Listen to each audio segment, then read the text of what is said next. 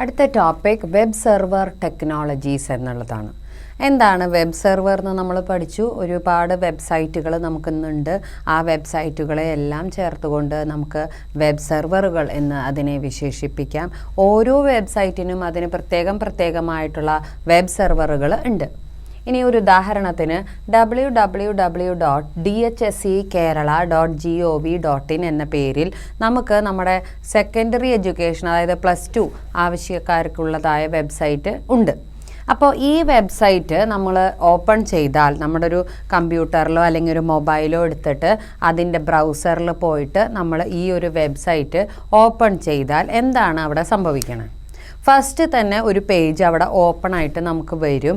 അതെങ്ങനെയാണെന്ന് വെച്ചാൽ ഈ പറഞ്ഞ വെബ്സൈറ്റിൻ്റെ സെർവർ ഓട്ടോമാറ്റിക്കലി എവിടെയോ ആണ് സെർവർ.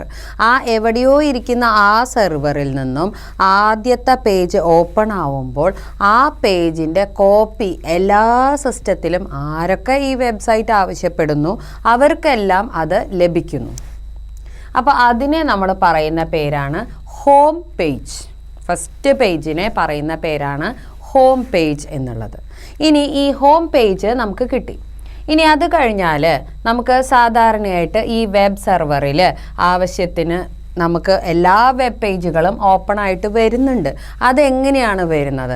അതിൻ്റെ പിന്നിൽ ഒരു വെബ് സെർവർ സോഫ്റ്റ്വെയർ ഉണ്ട്.